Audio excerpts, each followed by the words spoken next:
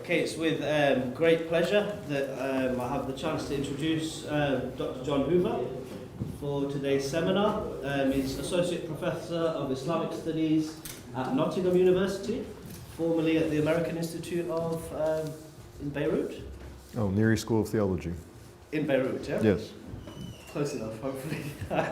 Okay, so his research interest revolves around Ibn Taymiyah. He's written about Ibn Taymiyyah's theodicy and his arguably his most important student, Ibn Qayyim al-Jawziyah, also numerous essays in Christian-Muslim relations. And today he's going to be talking about Ibn Taymiyyah's notion of God's relation to body and space. So, normal format, we'll have about a 40-minute lecture, and then hopefully some time for question, answers, and discussion. So I'll pass it on to Dr. Hoover. Okay, thank you. Thank you to Ali Reza and Farhana, who welcomed me so graciously today. And thank you all for coming out. And I trust that we can get through this paper without too much difficulty. What it comes from is my current research project on Ibn Taymiyyah and the question of God and space. How does God relate to space? And I'm specifically focusing on two books. One is the Fakhruddin al-Razi's Ta'sis al-Taqdis. Fakhruddin al-Razi died in 1210 in the Common Era. And his book title in the Arabic version there is Asas al-Taqdis. It goes by both names, but I'm going to call it Ta'sis al-Taqdis. And then Ibn Taymiyyah, who died in 728 Hijri and 1328 in the Common Era. He wrote a refutation of Razi's Ta'sis al-Taqdis, which we're going to look at. So it's a matter of looking at what Fakhruddin al-Razi argues and then looking how Ibn Taymiyyah attempts to refute that. But before I go into the two volumes, the two books, I want to look at the theological background of the Islamic middle periods concerning God, body, space, all the issues that we're talking about here. So I'll start with Mammy Shiism just briefly. So far as I know, the mainstream of Mammy Shiism from the 10th century onward strongly affirms that God does not have a body and that God is not extended in space. For example, Alama ibn Mutahhar al-Hidli, who died in 726 Hijri, in his short creed Al-Bab al-Hadi Ashar divides God's attributes into the positive attributes and the negative attributes, the Sifat al-Thubutiyya and the Sifat al-Salbiyya. With the positive attributes, God is affirmed to be powerful, knowing, living, willing, speaking, and so forth. The negative attributes deny composition, tarkib, body, jism, place, makan, direction, jiha, and other qualities that would imply somehow that God was a spatially extended body originated in time. The commentary on Al-Hidli's Creed by Al-Fadil Miqdad al-Suyuri adds rational proofs to support the negative attributes, and then he adds scripture texts as well that appear to indicate God's direction in space. Scripture texts that appear to indicate God's direction in space, such as those implying that God is in the direction above, Fawq, must then be interpreted in light of reason, according to Suyuri's commentary. Now, it's important to note two things here. One is that God's incorporeality is taken to be the rationally obvious position, that God does not have a body. It'd be irrational for God to have a body located in space and time. And then the second thing to note is that the creed of Al-Hidli has no difficulty affirming that an incorporeal being, a being without a body, can be powerful, knowing, speaking, living, and so forth. Even though this is something that can be difficult to imagine for us, since it is not something that we normally encounter in our world of space and time. So keep those two things in mind. Now, much the same incorporealist vision of God prevails among Sunnis in the middle periods of Islam, but it's expressed a bit differently. It's expressed differently by making an authoritative appeal to the Salaf, the early Muslim community as a whole, and to the Sunnah of the Prophet expressed in the Sunni Hadith collections. We can get into the Sunni approach by turning to the late 14th century historian Ibn Khaldun. Ibn Khaldun, in the account of Kalam theology in his Muqaddimah, traces the main source of theological division within Islam to what he calls the equivocal texts, or the mutashabihat. These texts in the Quran and the Sunnah, the mutashabihat in the Quran and the Sunnah. Foremost among the mutashabihat are texts indicating things like God's hands, eyes, and feet, and God's sitting and descending. These texts imply that God has a body, which according to Ibn Khaldun would be an imperfection in God, naqs. So to affirm the plain meaning or the zahir of these texts is corporealism, tajsim. And this amounts to assimilating God to creatures, that is, tashbih. To cope with the mutashabihat, Ibn Khaldun commends what he calls the way of the Salaf. For Ibn Khaldun, the Salaf recognized that texts indicating bodily members and bodily actions imply imperfection in God, and they therefore pass over them without comment. The Salaf suspend judgment on what the texts mean, and they delegate their interpretation to God. This is the way of delegation or tafweed. That is, we simply do not think about what the mutashabihat mean, except that we know that we cannot take them according to their plain senses. When a text says that God has a hand or a face, we know that it does not mean that God has bodily parts, but we do not seek to understand it beyond that. Now, while favoring tafweed, Ibn Khaldun condones, he allows or permits a second strategy for dealing with the mutashabihat, and that is the reinterpretation or the ta'wil of the Ash'ari Kalam theologians. The Ash'aris deny a literal or hakiki sense to God's hands, eyes, sitting, descending, and the like, and then reinterpret them non-literally or majazan so as to exonerate God of imperfection and corporeality.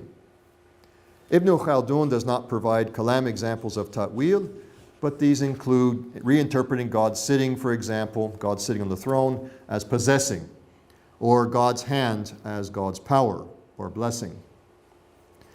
In a recent study on Ibn Taymiyyah, Khalid al-Ruwayhib, he's a professor at Harvard University, he notes that many figures in post-classical Sunni Islam, that's roughly the 13th century Common Era to the 18th century Common Era, that most figures in post-classical Sunni Islam legitimize both the tafweed of the Salaf and the ta'wil of the Khalaf as acceptable ways for dealing with the equivocal texts in God's attributes, the mutashabihat. The Khalaf here are basically later Ash'ari and Maturidi Kalam theologians.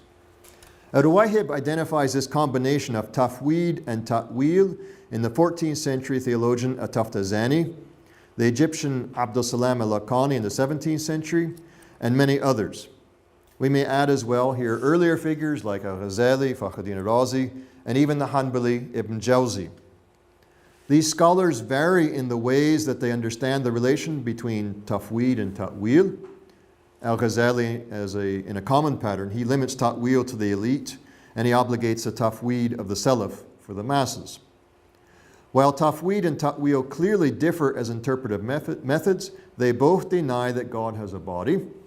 And so I would like to call the combined legitimacy of the tafweed of the Salaf and the ta'wil of the Khalaf, I call this the late Sunni incorporealist hermeneutic.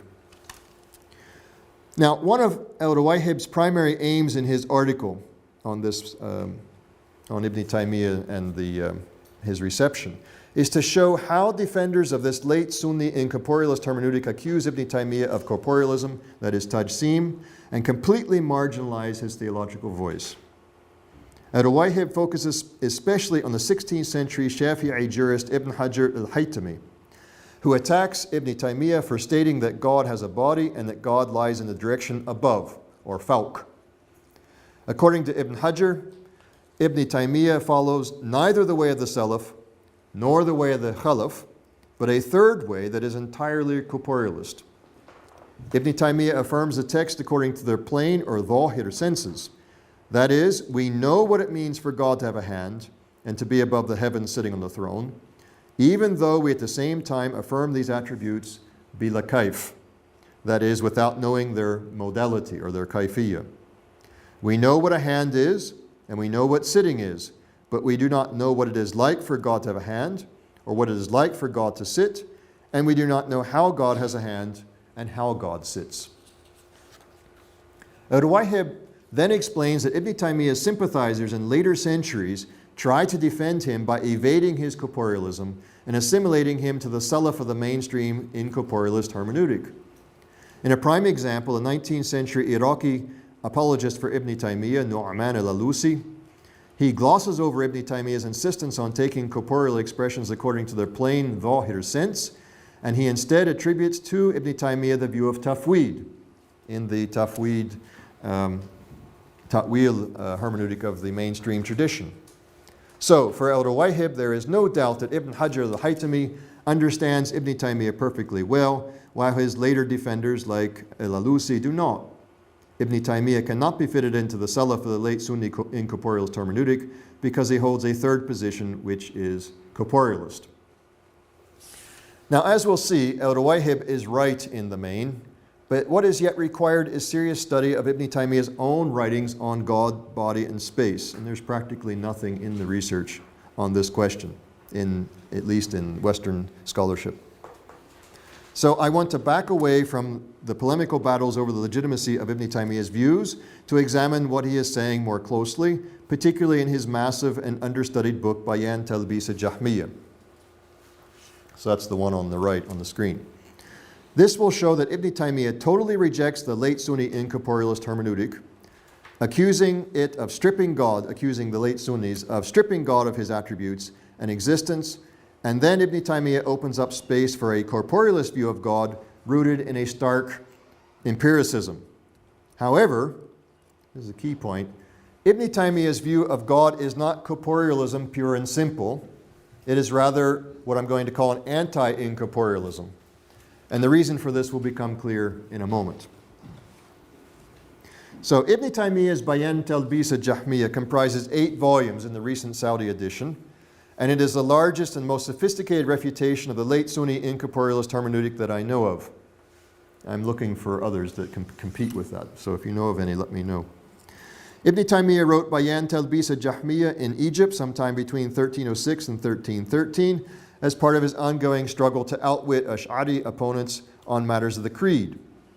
Ibn Taymiyyah's work is a page-by-page refutation of most of Fakhruddin al-Razi's Ta'sis al-Taqdis, which was composed around 1200 to oppose Karami and Hanbali corporealism of that time. Al-Razi's central claim is that there is an existent that cannot be perceived by the human senses. This existent is not located in space, and this existent neither indwells the world nor is distinct from the world in one direction or another. This incorporeal and non-spatial existence is, of course, God.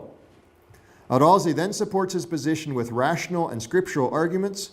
He reinterprets numerous mutashabihat, and he defends the two-pronged late Sunni incorporealist hermeneutic with tafweed ascribed to the Salaf and ta'wil ascribed to the Khalaf. So one of Ibn Taymiyyah's core tasks in Bayan Talbis al-Jahmiyyah is rewriting Sunni theological history to support his views. And key to this project is a different interpretation of the Salaf. Ibn Taymiyyah denies that the doctrine of the Salaf was tafweed, and he claims that the Salaf instead for his own anti-incorporealist hermeneutic. On Ibn Taymiyyah's reading, the Salaf affirm that the plain, ordinary, or dhahir meaning of the texts, the Salaf affirm the dhahir meaning of the text while still denying likeness to creatures. The Salaf delegate the modality of God's attributes to God, but not the plain meaning of these attributes, not the dhahir. The Salaf understand what it means to sit, but they do not know the modality of God's sitting. Ibn Taymiyyah cites many earlier traditionalists to support his approach. Among them, Ibn Abdul Barr, a Maliki, Abu Bakr al-Khalal, a Hanbali, Abu Sa'id al-Darimi, and Ahmad ibn Hanbal. And he also claims the early Ash'ari Kalam tradition for this approach, especially the Ibana of al-Ash'ari. Additionally, Ibn Taymiyyah claims that the Salaf neither affirm nor deny non-Quranic terms of God, such as body, jism, spatial extension, tahayyuz, and direction, jiha. If the Salaf speak about these terms at all, it is only to condemn resort to them in the innovated science of Kalam theology. Thus, the Salaf never deny that God has a body, they never deny that he is extended in space, but they never affirm these things either. What they do affirm with the Quran and the Sunnah is that God is in heaven and that God is sitting on the throne. Ibn Taymiyyah turns to Ibn Rushd's Al-Kashf an Manahij al-Adillah to corroborate this position. Ibn Taymiyyah rejects Ibn Rushd's philosophical elitism, but he agrees completely with Ibn Rushd's interpretation of the text for the general population.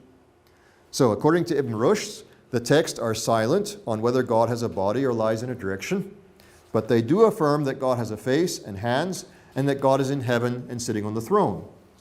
Religious laws are in fact based on these affirmations, and so kalam denial of body and direction for God undermines these laws in the minds of ordinary people.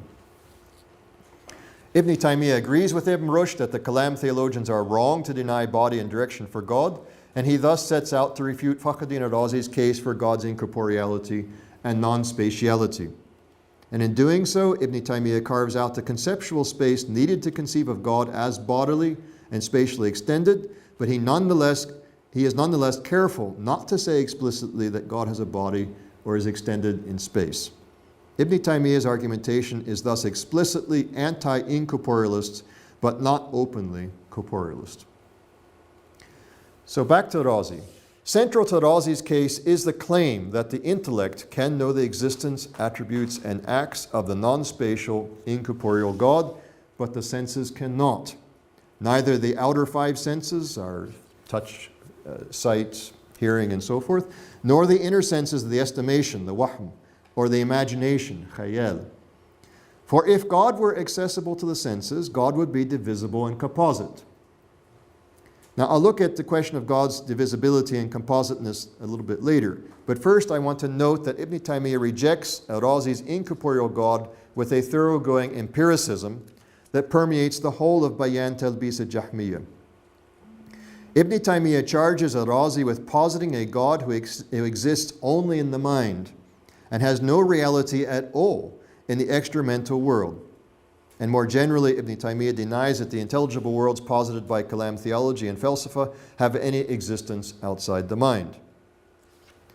In Ibn Taymiyyah's empiricism, every existent thing, whatever it may be, must be accessible to the five human senses to count as existent. And this includes God. As Ibn Taymiyyah puts it, this is your first quotation on your handout.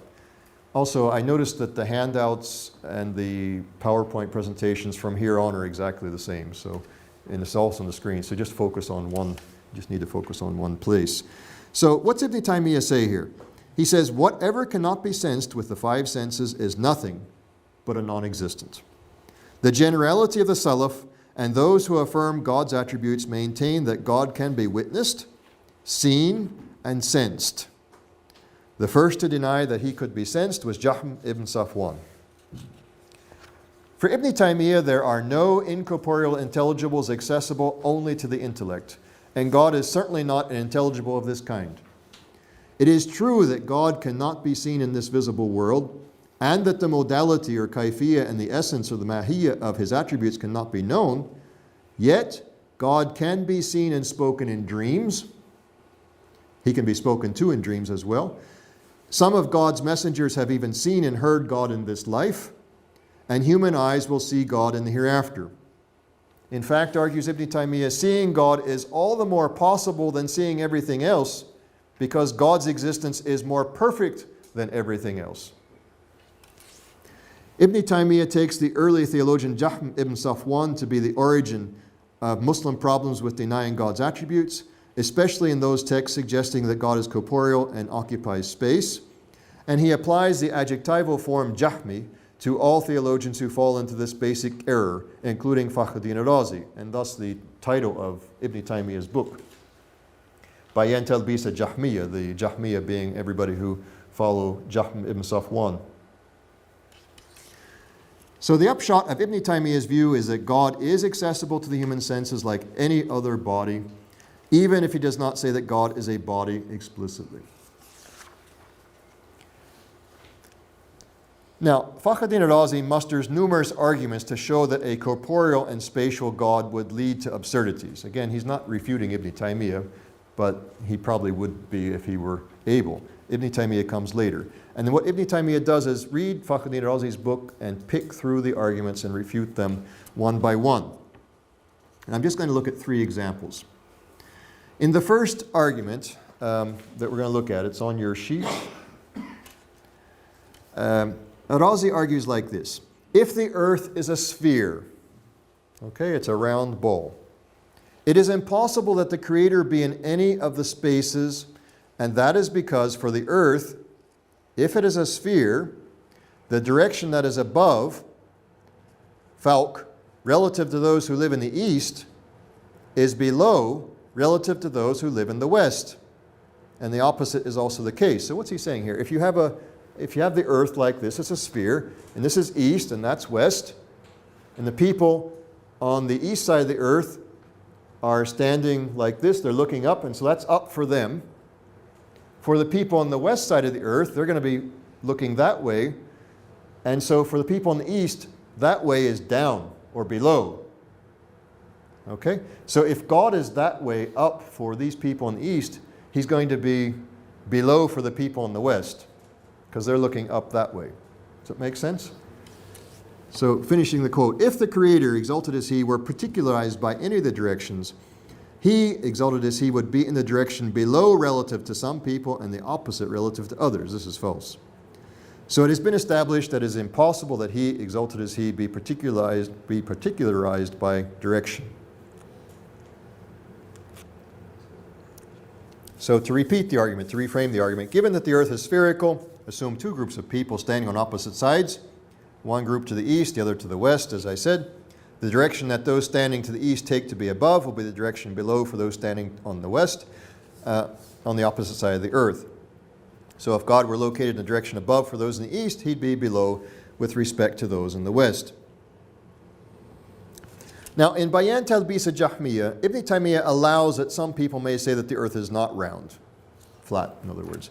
But he could evade the argument that way, but he sees no religious reason to deny the spherical character of the earth. We're not, and it's not the, nothing debating here. There's no debate here about whether the earth is spherical or not. So, in this case, he must face Fakhruddin Razi's argument head on. Ibn Taymiyyah first observes that no one disputes that the earth is below the sky, no matter where on earth one happens to be. So for people in the east, the sky is above. For people in the west, the sky is above. Everybody agrees on that. No one says that the sky in the east is below the sky in the west or vice versa. No matter where one is on the earth, the sky is always above and the earth is always below. These are fixed directions relative to the spherical earth. The 6 directions that apply to living beings on the earth do not apply to the sky. And so in similar fashion, God is always regarded as above, never below. Now, we might ask whether God surrounds the world in its entirety, like the sky surrounds the earth. Is God all around? I have not yet figured out how or even whether Ibn Taymiyyah answers this question directly in his big Bayan Talbis al-Jahmiyyah, but he does make some interesting observations in another text where he answers questions about God's throne. He explains, whatever one might think about the size of God's throne and the heavens below it, and we go to the next quotation, whatever we think about the size and shape of God's throne and the heavens, it must be known that the upper and lower world relative to the Creator, exalted as he, is extremely small. Ibn Taymiyyah then quotes the Quran to emphasize just how big God is. The whole earth will be in his grip on the day of resurrection, and the heavens will be rolled up in his right hand. Ibn Taymiyyah affirms further that God, exalted as he, surrounds all created things in a manner that befits his majesty. For the 7 heavens and the earth in his hand are smaller than a chickpea in the hand of one of us. Ibn Taymiyyah never says here just how big God is, but it is clear that it should not be difficult to imagine God lying in a direction above from any point on a spherical earth enfolded in the palm of God's hand. In a second argument, Fakhruddin al-Razi asserts in his Ta'sis al-Taqdis, this is on your sheet, if God were particularized by space and direction, he would be in need of that space and that direction for his existence. This is absurd. So al-Razi is again arguing for the incorporeality of God and the non-spatiality of God. So al-Razi here assumes that space and direction exist independently of that which they contain. Thus, God cannot be particularized in space and in direction, because that would mean that God needed that space and that direction to exist. Moreover, the space in which God resides would need to be eternal because God is eternal. All of this, according to al-Razi, is absurd because God is self-sufficient and has no need of anything else. God does not need space and God does not need direction. So he must exist outside of those two categories. In Bayan Talbis al-Jahmiyyah, Ibn Taymiyyah is diffident about the terms spatial extension, tahayyuz, and direction, jiha. They're not used in Scripture. But he nonetheless goes on to refute al-Razi using these very terms. That is, he provides arguments to defend the view that God is spatially extended above, he's above his throne, fawq al-arsh. Ibn Taymiyyah first observes that al-Razi is not consistent on the ontological status of space, since al-Razi says elsewhere, even in his book Ta'sis al-Taqdis, that space is a non-existent, a pure void. So he's accusing Fakhruddin al-Razi of being inconsistent on the whole matter of the character of space. But that aside, Ibn Taymiyyah refuses to accept that space and direction are necessarily things in themselves. Furthermore, he maintains that there is no direction, space, or existent thing above the world except God himself. And thus, God does not direct himself toward or away from anything else above the world. There is also no existent space above the world outside God that God could be said to occupy. And it cannot be said that there are a number of existent things above the world of which God happens to be one. So there can be no relation in space between God and other things above the world because God is the only thing above the world. Ibn Taymiyyah also clarifies that direction or jiha may indicate a relation between two things, and this relation in itself has no existence. And so God's being in the direction above or over the world is a relation between God and the world and not something existent in itself.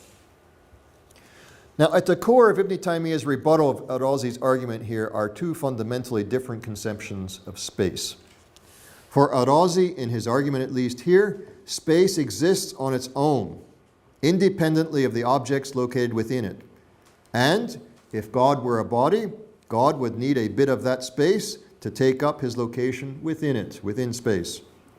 Al-Razi's notion of space perhaps comes close to the notion of absolute space that Isaac Newton developed later on. Ibn Taymiyyah, however, moves in the opposite direction toward the Aristotelian idea that space does not exist separately from spatially extended objects.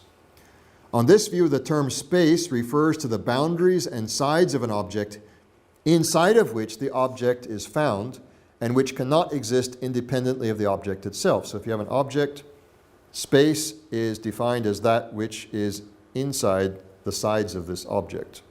You take the object away, there's no such thing as space.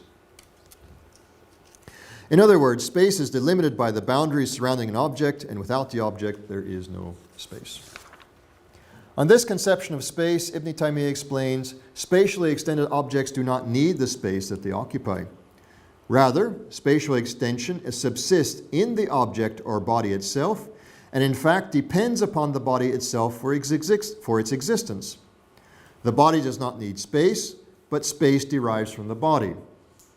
So, for Ibn Taymiyyah, if space depends upon the spatially extended object for its existence rather than the other way around, then al-Razi cannot say that a spatially extended corporeal God would be in need of the space that he would occupy. For that would be tantamount to saying that God needs whatever follows necessarily from his essence. Ibn Taymiyyah is here drawing on an Avicennan rationality from Ibn Sina, in which the fact that something follows necessarily from the essence of God, even something separate from God, does not imply that God is somehow dependent on that thing for his existence or perfection. Rather, that derives from God's perfection. As I noted earlier, al-Razi also protests in conjunction with this discussion that if God needed space to exist, that space would need to be eternal because God is eternal. Ibn Taymiyyah does not see a problem here. He responds that if someone says that God is particularized by space eternally, that space would lie within God and derive from God. It would not lie outside of God. Affirming the eternity of space in this fashion, explains Ibn Taymiyyah, is no different from establishing the rest of God's eternal attributes, such as knowledge, power, and life, all of which subsist in God. Al-Razi only creates difficulties by positing space outside of God's essence, in which God would have to take up his place. For Ibn Taymiyyah, there is no reason to imagine that a spatially extended God is in need of his spatial extension, and Al-Razi's argument fails. In a third argument, in Ta'sis al-Taqdis, Fakhruddin al-Razi sets out a disjunctive syllogism disproving that God is accessible to sense perception. And we have this on the handout and on the screen. And I've divided it up a little bit to make it easier to follow. So al-Razi argues God must be either divisible or indivisible. This is typical Kalam argumentation. You take two options and you prove that one is wrong and so the other one's right. Or in this case, both are wrong. So, if God is divisible, he is composed, murakkab. This has already been falsified. In other words, Al-Razi showed earlier, this would violate God's unity if you have something which is divisible into more than one part. Now, on the other hand, if God is indivisible and God is somehow corporeal or spatially extended, then he's going to be in a state of smallness and minuteness like the particle that cannot be divided, like an atom. And that is false by agreement of all rational people. So, on the one hand, if God is divisible, he's not going to be one. And if God is indivisible, he's going to be really small. So to restate Al-Razi's argument, if God were accessible to sense perception, either he must be as small as the tiniest possible particle, a particle so small that it cannot be divided into anything smaller, or he must be bigger than that, which would mean that he is composed of parts and is thus divisible. However, God is neither minute in size nor divisible, so it is not possible that he be particularized by space and direction, and God must therefore lie outside considerations of space, direction, and body. So how does Ibn Taymiyyah overcome this one? In Bayan Talbis al-Jahmiyyah, Ibn Taymiyyah first denies that God is divisible in the sense of having been composed of two or more self-subsisting parts that were located in separate spaces. Likewise, God is not a being who could be separated and divided into parts that are then located in different spaces. Additionally, Ibn Taymiyyah asserts that something can be both one and indivisible on the one hand, and extremely big on the other at the same time. So you can have something really big and yet be indivisible and one. So God being a body, or being an object spatially extended, or being located above his throne does not imply that God is divisible in the sense of being separated into parts located in separate spaces. We simply cannot imagine that God could have been assembled out of two or more separate and self-subsisting pieces. Al-Razi as well would deny, he certainly would deny that God is divisible in this sense, that you can chop God up into pieces and put him in separate places. But Ibn Taymiyyah goes on to explain that what Al-Razi really has in mind is something a little bit different, a second sense of divisibility that includes even differentiation within an organic unity. That is a division between different aspects of one single thing. And here is how Ibn Taymiyyah puts it. This is on your handout. Ibn Taymiyyah writes, if it is said by divisible is meant that whatever is in one direction from God is different from whatever is in the other direction, as when we say that the sun is divided, meaning that its right side is different from its left side, and that the celestial sphere is divided, meaning that the northern hemisphere is different from the southern hemisphere. This is what Al-Razi means, and this is what people dispute over. So we're talking about something that is a unity, and yet we have different aspects to it that can be identified. For Al-Razi, whatever is divisible in this sense, in the sense that different sides or aspects of a certain thing may be identified, this cannot be called one. It cannot be called wahid or ahad. Ibn Taymiyyah rejects this understanding of one out of hand. He observes that every existent, whether necessary, that is God, or whether a possible existent, whether all these existents, every existent is subject to this kind of divisibility and composition. Al-Razi has no proof that divisibility of this sort compromises the unity of an existent. To put it differently, Ibn Taymiyyah understands God's unity to be organic, to be inclusive and holistic, whereas al-Razi here insists that God's unity be simple and preclude all differentiation and distinction within God's essence. Ibn Taymiyyah denies that God could be divided up or cut up into separately existing parts, but he allows differentiation within God between his sundry attributes. With this in mind, Ibn Taymiyyah notes that the Ash'aris, of whom al-Razi happens to be one, themselves affirm multiple attributes of God without this compromising God's unity. Ibn Taymiyyah argues that there is no reason why spatial extension or physical measure should compromise God's unity either. So if God has other attributes, then why not have spatial extension or physical measure? And he says this in the next quotation. I'm sorry, on the screen now. Perhaps I got ahead of myself there. On your handout as well. If it is permissible for the Ash'aris to say that the one who is qualified, that is God, who has diverse attributes, like power and life and so on, is one, not multiple, not composed and not divisible, then it is also permissible to say that the one who has measure is one, not multiple, not composed and not divisible, even if in both instances it is possible that some part of him be pointed to, and that which is pointed to not be the very same as another part. In other words, you can point to different places in God, you might say. In short, if the fact that God's attributes do not make God divisible, then God's having measure and spatial extension need not make him divisible either. Ibn Taymiyyah then fields an objection. If we follow the logic in play here, then every body in existence, everything in existence, not just God, must be said to be indivisible and non-composite. It would seem rather odd to say that no bodies are divisible and composite. So Ibn Taymiyyah, he resolves this problem. He solves this problem by distinguishing between created things and God. God has the power to divide created things into separate parts, but nothing can divide God from his essential attributes. So anything created, God has the power to divide it in half, thirds, and so forth, but nobody has the power to divide God into parts himself.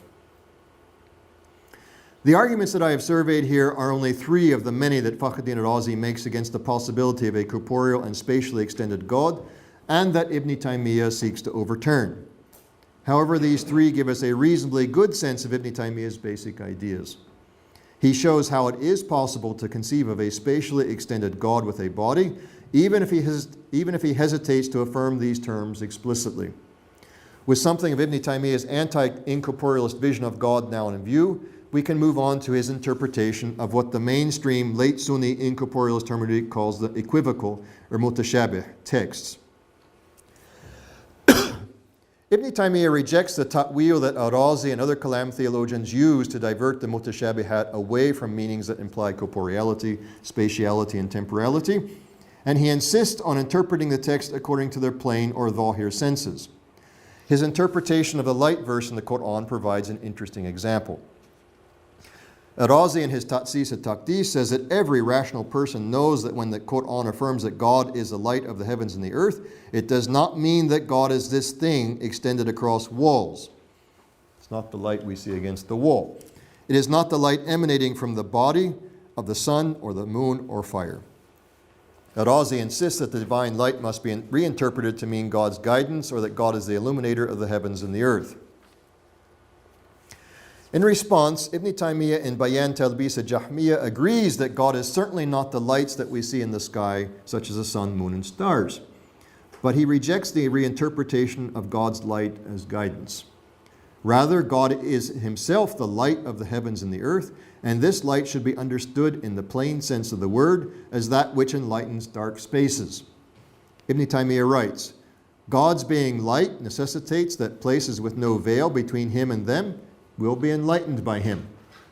As the book and the Sunnah indicate that in his statement, the earth will shine with the light of its Lord. The light of God then is apparently light, much as we know it, and it will enlighten all that is not veiled from it. Ibn Taymiyyah's hermeneutic, in which he insists on interpreting according to the dhahir of the text, has often been called literalism, sometimes in a pejorative manner. If you read books about him, you encounter this. He was literalist, and it's often said negatively. In this paper, however, I am carefully avoiding calling his interpretive approach literalist. Instead, I'm rendering dhahir as the plain meaning. This is because Ibn Taymiyyah is not, in fact, a literalist in the technical sense. Ibn Taymiyyah's interpretation of the Quranic affirmation, God is with you wherever you are, nicely illustrates this point. We might think that God is with you means that God is right here next to us in close physical proximity. Kalam theologians would understand close proximity to be the literal or hakiki sense of with or ma. Okay, so something that is close or something is with us is close to us physically.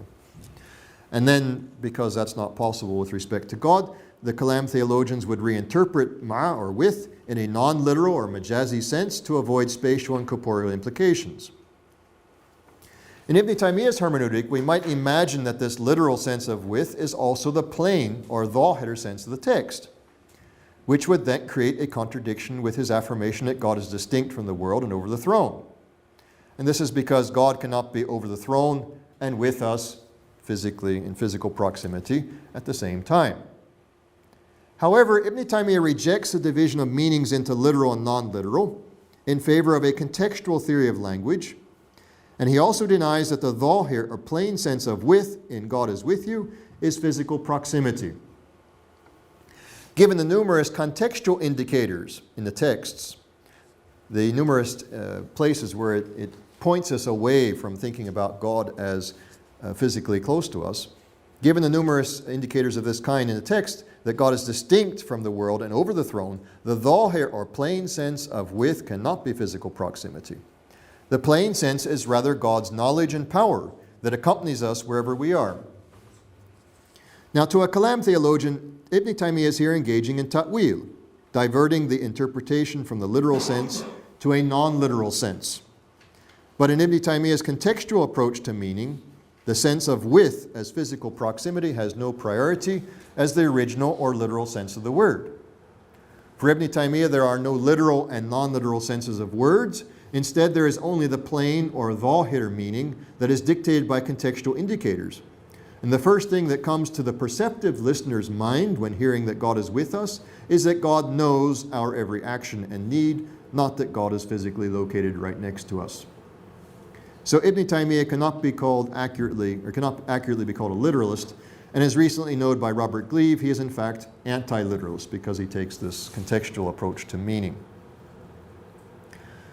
To conclude, my paper has only scratched the surface of how Ibn Taymiyyah conceives God's relation to body and space, but I hope that it has become apparent that his vision of God is not that of an incorporeal being, but a being perceptible to ordinary human senses, the ordinary human senses of hearing and sight. Despite the human ability to perceive God, Ibn Taymiyyah still affirms that our human knowledge of God's attributes is limited to the very names, and the modality of the attributes cannot be known. I have in the past taken this negative aspect of Ibn Taymiyyah's theology in my past scholarship. I've taken this very seriously as a kind of thoroughgoing agnosticism as to what we can know about God's names and attributes in Ibn Taymiyyah's theology. However, now it is not so clear to me that Ibn Taymiyyah can deny all human knowledge of the modalities when we humans will see God in the hereafter, and indeed, more importantly, God's messengers have already seen and heard God in the past. But that aside, it is little wonder that Ibn Taymiyyah's theology of God's attributes has received regular attention in Muslim theological writings through the centuries, down to the present.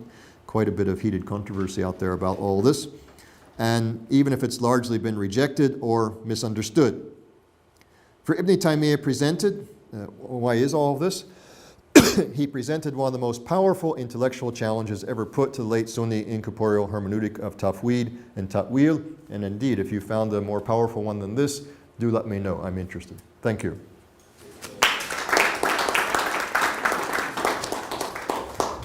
Okay, thank you very much. Right, so It's a good chance for us, hopefully, to open up for questions and comments. Sorry, it's very interesting. I missed the first 15 minutes. You might have discussed this. Did Ibn Arabi at all read Ibn Taymiyyah and derive the whole notion of tashbih of God as opposed to tanzih of God? Did Ibn Arabi read Ibn Taymiyyah? At all? It's the other way around, actually. Ibn Arabi died in 1240 Common Era. I'm not sure what the Hijri is. And Ibn Taymiyyah came later. And Ibn Taymiyyah read the Futuhat al-Makkiyah avidly until he was about 40. So did he derive this literalist, Zahiri approach? This is a very important question which someday I would hope to address, and I suspect there's something going on there. The whole tashbih angle. And the other thing that I wanted to know was, does he maintain the unity of the attributes and the being of God? Ibn Taymiyyah. The essence and the attribute of God. I think he would answer yes, but depends what you mean by that. Because you just said, وَمَعَكُمْ, in the very apparent sense.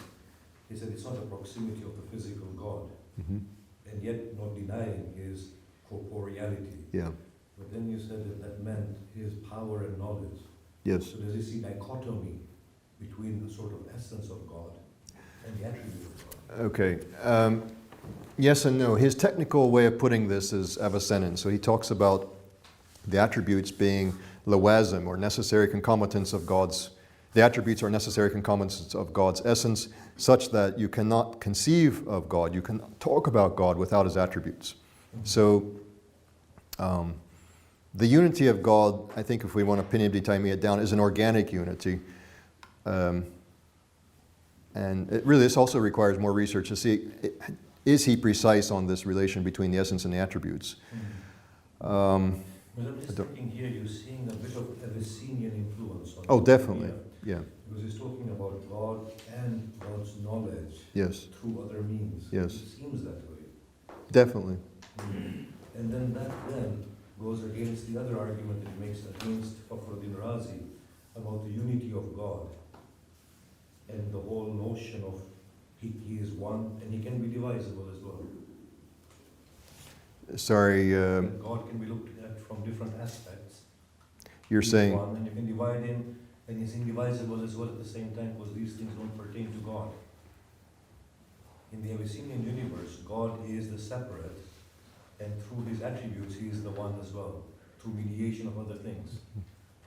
So you're saying that they would agree, Ibn I'm Taymiyyah? saying there's something there in Ibn Taymiyyah's head from Abyssinia. Oh, there's no doubt. You can find it frequently.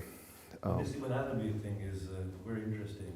If he had that sort of a mystical sort of a take on the being of God and the whole idea of tashbih, the immanence of God. Yeah, I mean, why Ibn Taymiyyah broke with Ibn al-Arabi's way of doing things is because he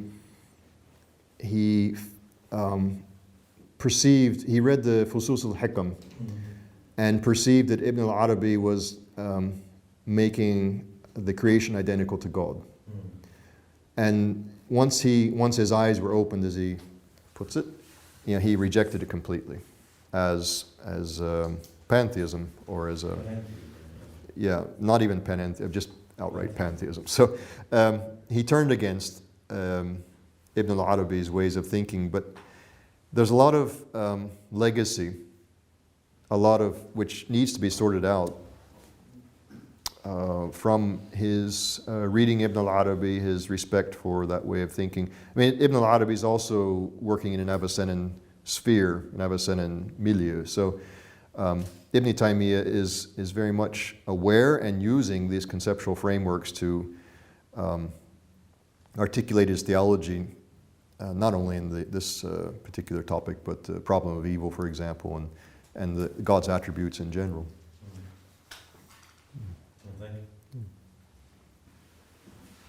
Do either of them, al-Razi or Ibn Taymiyyah, discuss time other than direction and space? Do they discuss the lapse of time or anything like that? Right. They do. Now, I don't know what what Fakhruddin Razi says about time precisely. I know Peter Adamson just is working on this question about time in Fakhruddin Razi, and he has a podcast series. Are you familiar with Peter Adamson's podcasts, History of Philosophy? He starts out with the pre-Socratics, and his latest one is on Fakhruddin Razi and includes a bit on time. I listened to it, but it did not digest it. Ibn Taymiyyah talks about time. I haven't looked at it technically. There's different conceptions of time where it fits in all of that. But what I am aware of is he conceives of time as everlasting, both in the past and in the future. So there's always been time. And in fact, without saying it directly, God is temporal. I hesitate to say that, but basically God's activity is perpetual. God has always been active. And where you have activity, you have what's the definition of time? The measure of motion. Where you have motion, you have time. So there's a sense in which Ibn Taymiyyah is quite explicit about the world always having been here. And the world's always in motion. There's always creativity. There's always God creating something or another. So in that sense, there's always time. And there always will be. Because it's a concomitant of God's perfection. God in his perfection is always creating, always moving. He does use the word haraka. God is moving. So, I don't know if that answers your question a little bit. Yeah. Thank you. Thank you very much. Following Sheikh Arif's question, I see Ibn Taymiyyah is following the Al-Fasl al-Thalith of Ibn al-Fusus, Hikmah al-Sufuhiyya. In fact, the conceptual framework already done by Ibn Arabi, attacking the theologian for denying Tanzih, for their theory of Tanzih. So Ibn Taymiyyah is attacking Tanzih anyway. But you made it clear that the point of departure is Ibn Arabi ultimately. I don't know if you believe in personal God or not, it's not clear. Well, that is my question. You think that Ibn Arabi ultimately believe in a personal God then? Can we make it a bold statement that Ibn Arabi's God was a personalized God? Totally different than creation. Ibn al-Arabi? No, Ibn Taymiyyah. Ibn Taymiyyah.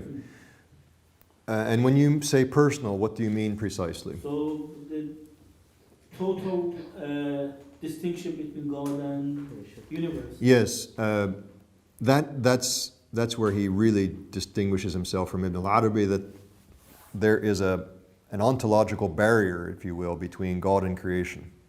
God cannot enter into the creation for Ibn Taymiyyah.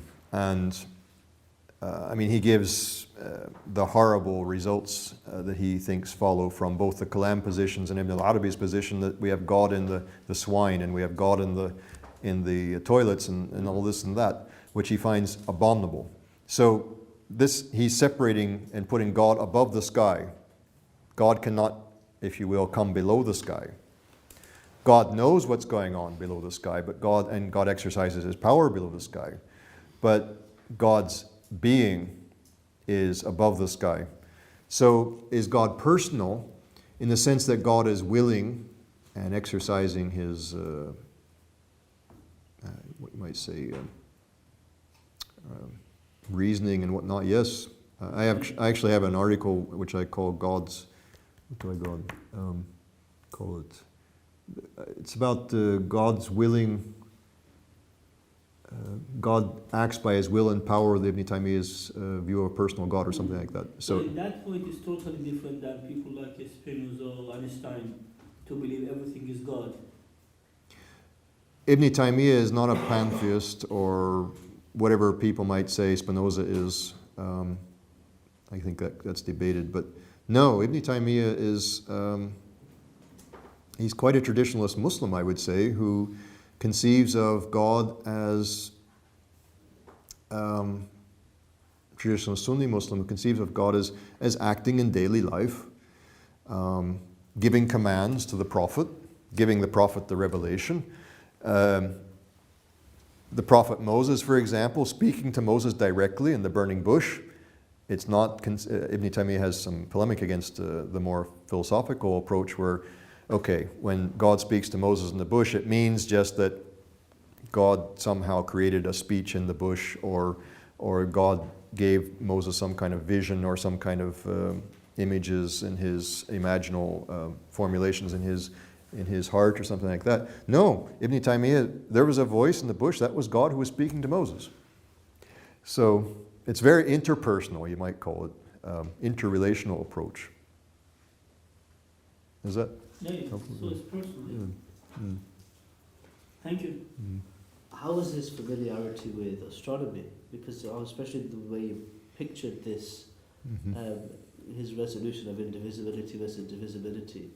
I mean, it's very difficult for me to picture it because I have a different conception of astronomy. So how engaged was he? You said he didn't have a polemic against spherical or flat Earth.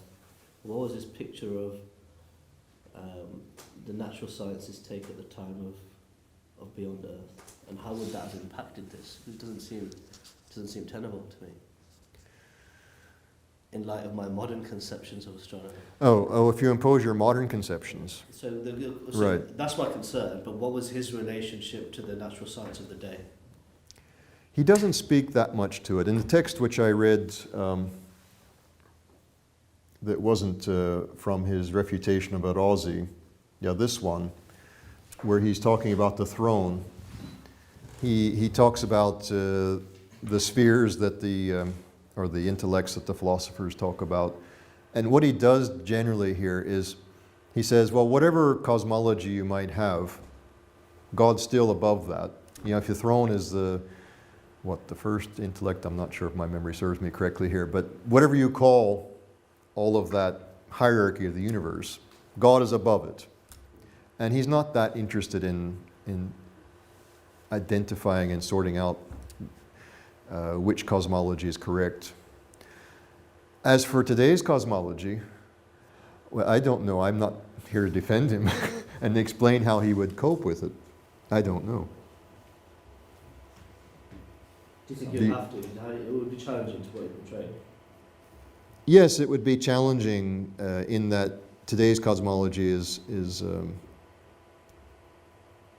well, perhaps he wouldn't have a problem insofar as he would say the universe is still bounded. I mean, if we take the Big Bang theory and all that, and we see it as expanding, the universe is bounded. And God would simply be beyond that. Perhaps that was how he would deal with it.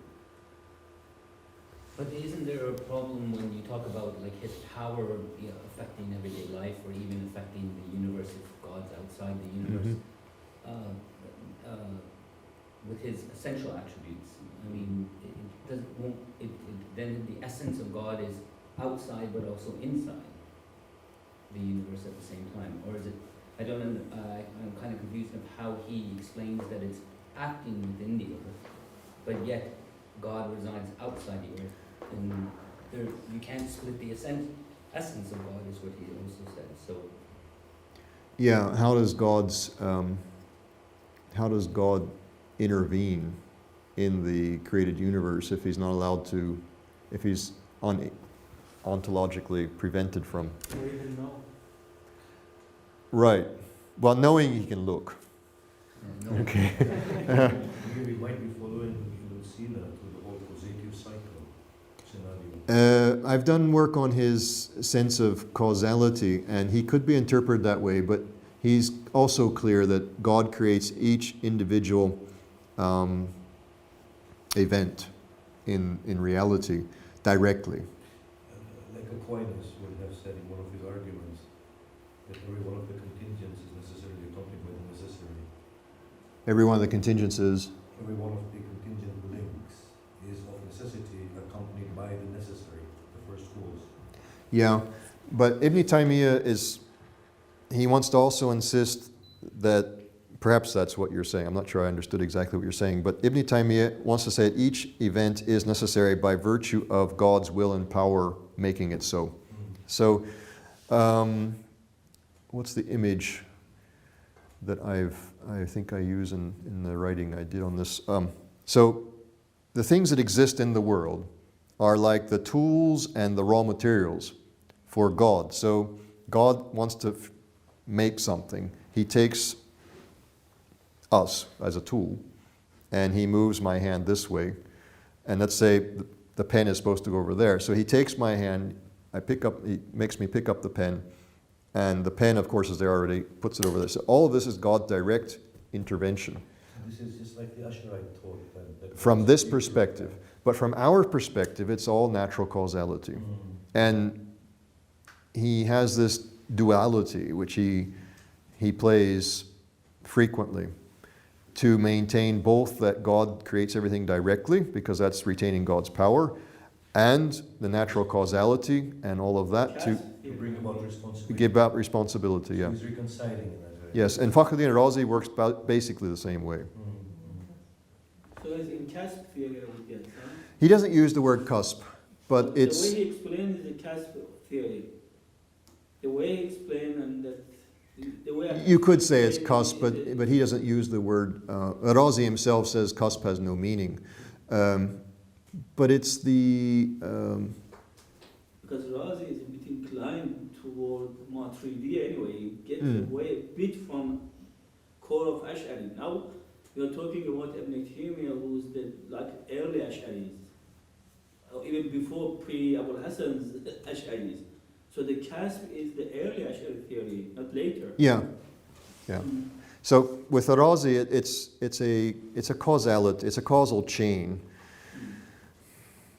But with the perspective that God is always the one directly caused. Aquinas is one of Aquinas' arguments. Okay. Very close to it. The person that is, in Islamic history, it's Abu Hussein al-Basri, is a Mu'tazili, that Fakhruddin al-Razi and Ibn Taymiyyah are interacting with as they talk about this. It's, and Ibn Sina as well.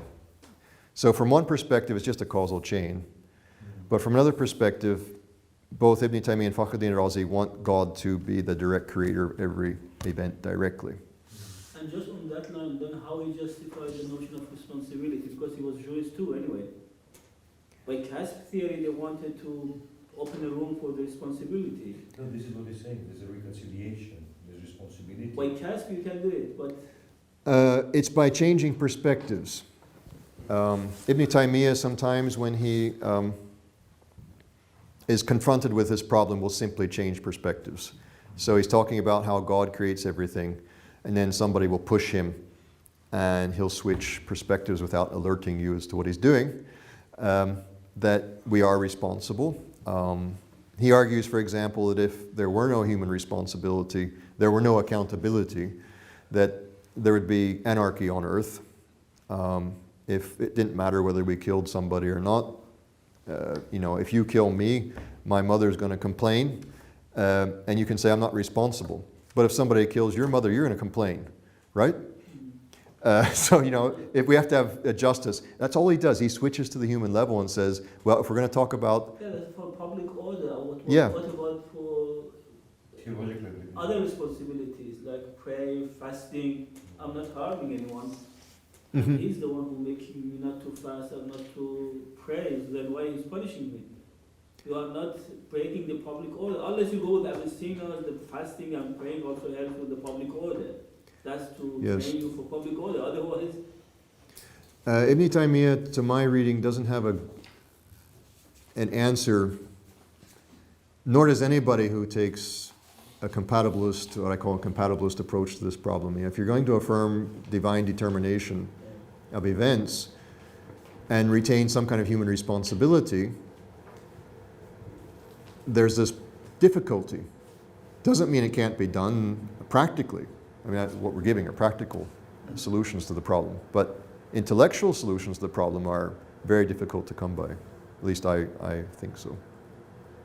Let me ask a more general question. Do you think is there any possibility to believe in God at the same time open a room for responsibility? Do you think the Mu'tazili's project for responsibility is a valid and working project? In any tradition in the world, believe in God at the same time open any room for responsibility?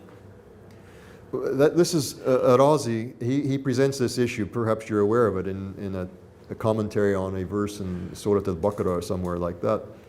He says you have this problem. If you believe in God, you get divine determination, and you get a problem with human responsibility. If you believe in the Prophet, so he takes La ilaha illallah wa Muhammad Rasulullah. So you have the first half as God, and the second half as the Prophet.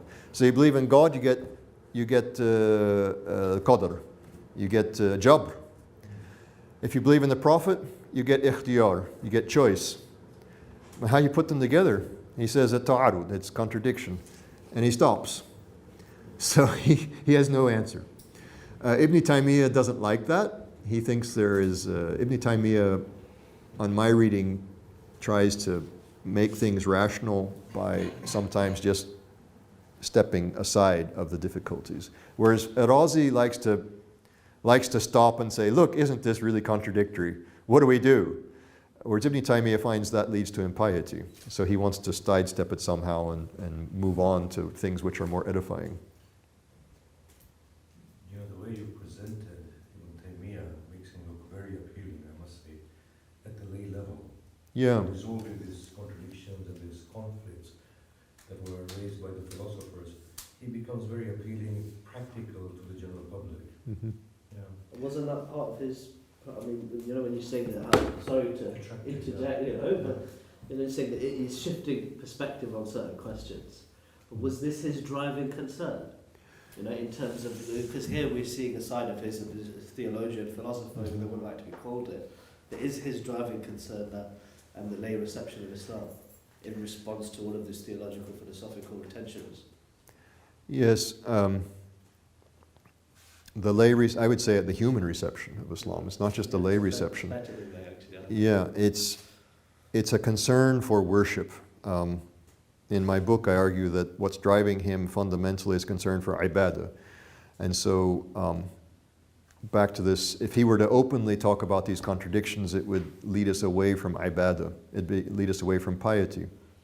So he's trying to push toward an understanding of God which will evoke awe, adoration, worship. The second thing I want to say here is in Ibn Rushd's book, Manahij al-Adillah, he makes very similar arguments for the laity, for the jumhur, for the common people. We need to be very careful about, we can't portray God as incorporeal because then the people think that God doesn't exist. So many of Ibn Rushd's concerns, which he talks about philosophically and explicitly, Ibn Taymiyyah, to my mind, is putting into practice without saying what he's doing, except that he says very clearly, worship's important, and understanding God well, it's husn al-dhan, to think well of God. He doesn't use that word husn al-dhan, that expression. I think I found it maybe once now. But that's what I see him doing, that we should think well of God so that we pray and so we fast and so forth and worship him well. Can I ask one more question? His chair's decision. We've got time. The present day Salafi. I thought Ibadah was a nice place to start. No, You know? just one last thing, elaborate. The present day Salafi and Wahhabi sort of interpretation of Islam, how much of that is really influenced by the theology of Ibn Taymiyyah? Well, it is, they're drawing, at the very broad level, you have this Tawheed al-Uluhiyyah,